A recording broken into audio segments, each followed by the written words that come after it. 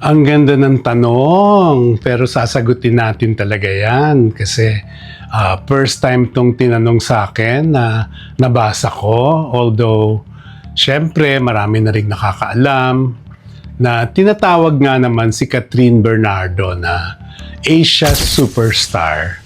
Ang tanong niya, Direk Ronaldo, deserving ba si Catherine na tawaging Asia Superstar? Samantalang ang superstar title ay sa nag-iisang Nora Aunor lamang. Tama ka naman, originally ang superstar ay ang nag-iisa at walang katulad na national artist Nora Aunor. Pero yung kay Catherine naman, may Asia's superstar. Kumbaga, kanya-kanya ng panahon. Alam mo, huwag na tayo masyadong maging sensitive, masyadong bigyan ng kahulugan na ang feeling nila, feeling mo, parang dapat kay Nora Aunor lang yung title na superstar. Tapos bakit binibigay kay Catherine? Yun naman ang tanong, hindi ba? Malinaw yun sa akin, oo. Tama ka naman dahil ang superstar ay si Nora Aunor lamang at hindi na dapat maulit sana yung title. Pero nag-iiba ang panahon. Sa present time, tinawag nilang si Catherine na Asia Superstar. Lahat naman niyang bansag-bansag na yan, bigay-bigay lang din ng mga tao. Ang question lang ba, deserving ba o hindi? Like si Ate Guy, talagang siya ang one and only superstar. Para sa akin, magkaiba naman na Asia Superstar naman si Catherine Bernardo sa panahon ngayon. Dahil blockbuster ang pelikula niya na tinangkilik sa mga Asian countries. Kaya naibigay sa kanya yung title na yon. So, although walang comparison, hindi naman sila pinagkukumpara ni Nora Aunor. Si Ate Guy lang ang nag-iisang superstar, walang iba. Totoo yan. Pero ibigay na rin natin kay Catherine yung Asia's Superstar dahil kredito niya yun na kumita lahat, blockbuster lahat ng pelikula niyang ipinalalabas sa Asian countries. Yun lang naman yun. Saka alam mo, lahat naman ng artista binibigyan ng title, nabibigyan ng title. Iba-iba, kanya-kanyang panahon, kanya-kanyang title.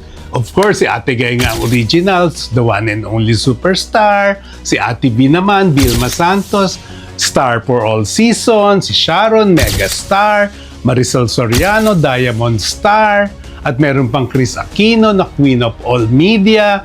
Noon pa nga, meron pang Star of the New Decade, si Manilyn Reynes, na hindi naman nagtagal. Nandyan si Manilyn, isang actress, isang singer.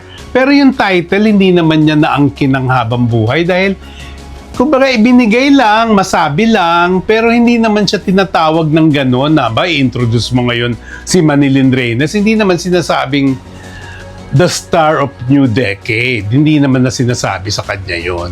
So even yung pagbibigay ng title na sa bawat artista, may binabagayan at may tumatagal, meron ding hindi. Like ngayon, di ba, si Marian Rivera, tinatawag naman na the primetime queen. Si Julia Montes naman, tinatawag na prime actress.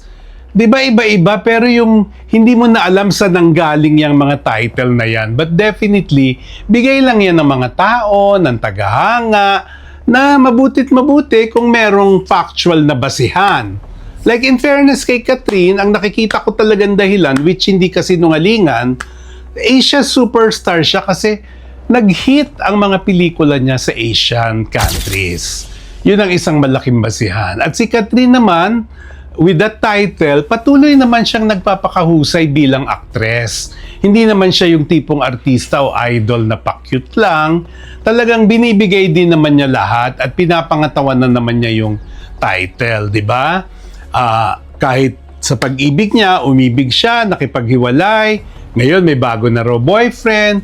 Hindi na issue kay Catherine yun Ang pinagpo-focus niya ngayon yung takbo ng career niya. Like, nag-comeback siya ngayon sa teleserye, yung Someone Someday. Ipinartner naman siya kay James Reid na nawala na kasi si Daniel Padilla. So, magandang trial for Catherine na mag-hit ba yung teleserye ngayong si James Reid ang kapartner niya? or susunod naman, itatambal uli siya sa iba.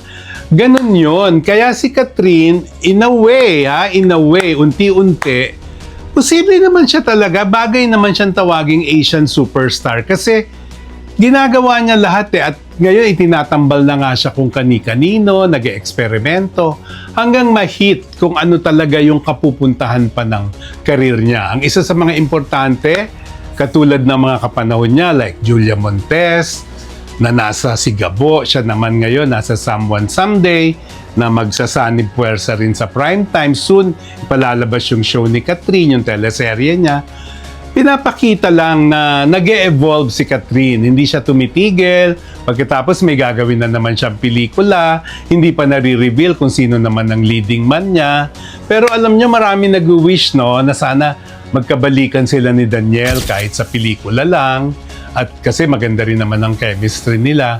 Kaya lang sa ngayon mukhang malabo pa yon. Pero darating ang time, tignan nyo, pag nagsama uli si Daniel at si Catherine, ano yan, blockbuster din yan. At siguradong lalong mag-aangat kay Daniel mismo at kay Catherine bilang mga Asian superstar sila.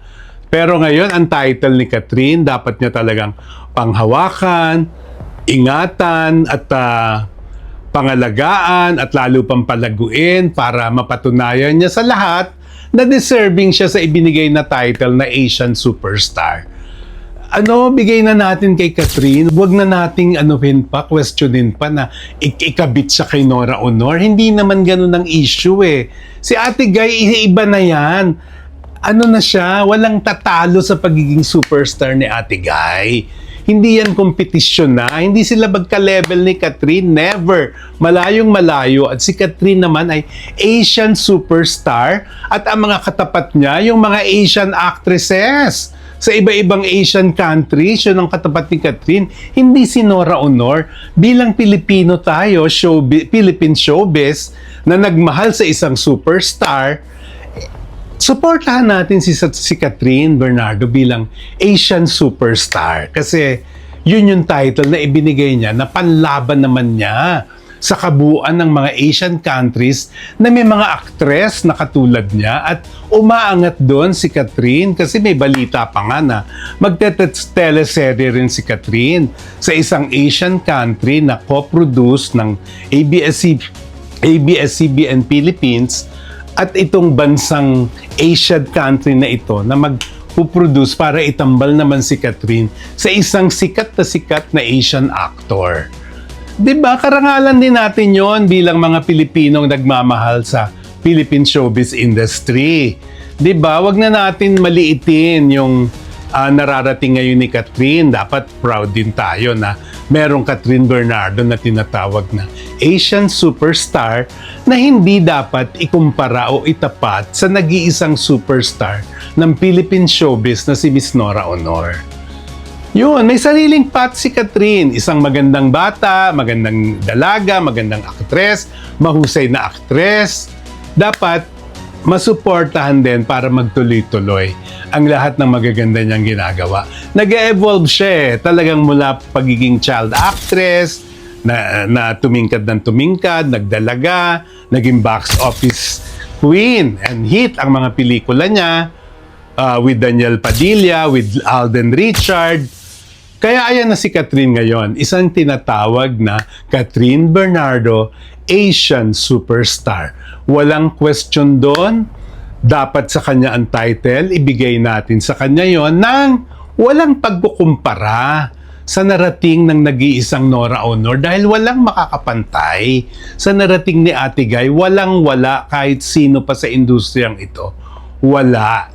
Ang pinatahak na landas ni Catherine ngayon bilang Asian superstar, ibig sabihin lang, hindi lang siya pang Pilipinas, kundi kapwa mga Asian countries na may Asian actresses, itinatapat at isinasama si Catherine. Yun ang kalaban niya at katapat niya. Never, hindi si Nora Honor hindi niya katapat. Kaya walang question doon. Ibigay natin ng buo kay Catherine Bernardo ang title niya ngayon na Asian Superstar. Hindi ba? Malinaw yan. Wala namang question talaga. kundi pagtanggap ng katotohanan sa bagong panahon at suportahan ang nakaka-deserve din naman ng bagong title sa bagong panahon. At si Catherine Bernardo yon. Diba? Diba? Direct kwentuhan yan. Katotohanan, walang etchingan.